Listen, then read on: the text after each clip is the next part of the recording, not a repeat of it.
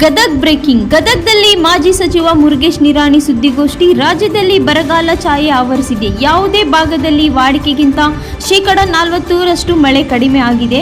ರೈತ ಸಂಕಷ್ಟದಲ್ಲಿದ್ದಾನೆ. ಬಿತ್ತನೆ ಮಾಡಿದ ಭೂಮಿ ಬೆಳೆ ನೀಡುತ್ತಿಲ್ಲ.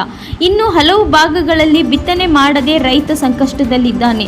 ರಾಜ್ಯ ಸರ್ಕಾರ ಕಷ್ಟದ ಸಮಯದಲ್ಲಿ ರೈತರ ಬೆನ್ನಿಗೆ ನಿಂತು ಸಾಲ ಮನ್ನಾ ಮಾಡಲೇಬೇಕು.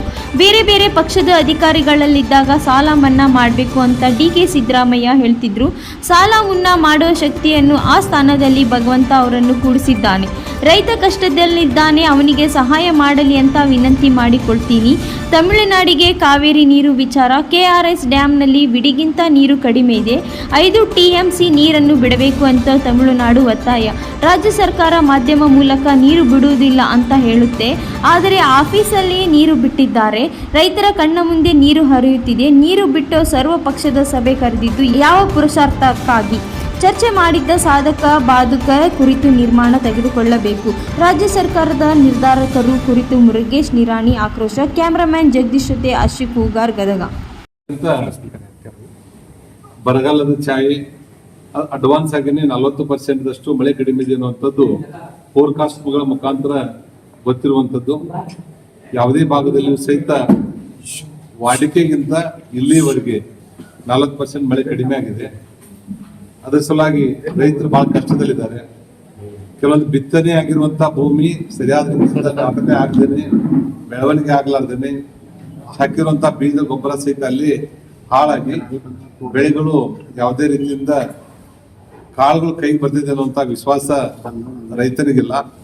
ಇನ್ನೂ ಸಾಕಷ್ಟು ಭೂಮಿಯನ್ನ ಬಿತ್ತನೆ ಆಗದೇನೆ ಸಾಕಷ್ಟು ಉಳಿದಿರೋದ್ರಿಂದ ಇವತ್ತು ರೈತ ಬಹಳ ಸಂಕಷ್ಟದಲ್ಲಿರುವಂತಹ ಹಿನ್ನೆಲೆಯಲ್ಲಿ ರಾಜ್ಯ ಸರ್ಕಾರ ಇಂಥ ಕಷ್ಟದ ಸಮಯದಲ್ಲಿ ಅವರು ಬೆನ್ನಿಗೆ ನಿಂತು ಅವರ ಸಾಲ ಮನ್ನಾವನ್ನ ಮಾಡಬೇಕು ಅನ್ನುವಂಥ ಒತ್ತಾಯವನ್ನ ನಮ್ಮ ಪಕ್ಷದಿಂದ ಮತ್ತು ವೈಯಕ್ತಿಕವಾಗಿ ನಾನು ಮಾಡ್ತಾ ಇದ್ದೇನೆ. ಈಗಾಗಲೇ ಬೇರೆ ಬೇರೆ ಪಕ್ಷಗಳಲ್ಲಿದ್ದಾಗ ಕಾಂಗ್ರೆಸ್ ಪಕ್ಷ ರೈತರ ಪರವಾಗಿ ಅವರು ಸಾಲ ಮನ್ನಾ ಮಾಡಬೇಕು, ರೈತರಿಗೆ ಸಹಾಯ ಮಾಡಬೇಕು ಅನ್ನುವಂಥದ್ದನ್ನ ಬಹಳ ಗಟ್ಟಿ ದನದಲ್ಲಿ ನಮ್ಮ ಡಿ.ಕೆ. ಸಾಹೇಬರು, ಸಿದ್ದರಾಮಯ್ಯ ಸಾಹೇಬರು ಮಾತಾಡ್ತಾ ಇದ್ರು. ಅದು ಇವತ್ತೇನೆ ಭಗವಂತ ಅವರಿಗೆ ಆ ಸಾಲ ಮನ್ನಾ ಮಾಡುವಂತ ಶಕ್ತಿಯನ್ನ ಆ ಸ್ಥಾನದಲ್ಲಿ ಕೊಡಿಸಿದಾನೆ. ಅದಕ್ಕೆ ರೈತರಿಗೆ ಎಂದೂ ಮರೆಯೋದಿಲ್ಲ. ಅದು ಸಲ ಕಷ್ಟದಲ್ಲಿರುವಂತವ್ರಿಗೆ ಇವತ್ತು ರಾಜಕಾರಣ ಮಾತಾಡ್ತಾ ಇಲ್ಲ, ಅವ್ರು ಬಹಳ ಕಷ್ಟದಲ್ಲಿದ್ದಾರೆ, ಅವ್ರು ಸಹಾಯ ಮಾಡ್ಬೇಕು ಅನ್ನುವಂತ ವಿನಂತಿಯನ್ನ ಈ ಸಂದರ್ಭದಲ್ಲಿ ಮಾಡ್ತೇನೆ. ಇದರ ಜೊತೆಗೆ ನಮ್ಮ KRS ನಲ್ಲಿ ಬಹಳಷ್ಟು ನೀರು ಇವತ್ತು ನಾವು ಜುಲೈ ಆಗಸ್ಟ್ದಲ್ಲಿ ಏನು ವಾಡಿಕೆ ಡ್ಯಾಮ್ದಲ್ಲಿ ನೀರು ಸ್ಟೋರ್ ಆಗಬೇಕಾಗಿತ್ತು, ಅದು ಬಹಳಷ್ಟು ಕಡಿಮೆ ಇದೆ. ಇರುವಂತದನ್ನೇ 9 TMC ನೀರಿದೆ ಅನ್ನುವಂತ ಮಾಹಿತಿ ನಾನು ಕೇಳ್ಪಟ್ಟೆ.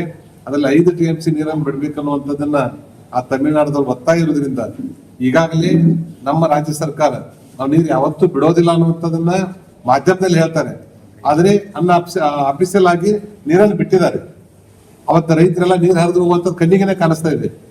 ಆಮೇಲೆ ನೀರು ಬಿಟ್ಟು ಇವತ್ತು ಸರ್ವ ಪಕ್ಷಗಳ ಸಭೆಯನ್ನು ಕರೆದಿರುವಂತದ್ದು ಯಾವ ಪುರುಷಾರ್ಥಕ್ಕೆ ಅನ್ನುವಂಥದ್ದನ್ನ ಇವತ್ತು ನಾವು ಕೇಳಬೇಕಾಗ್ತದೆ.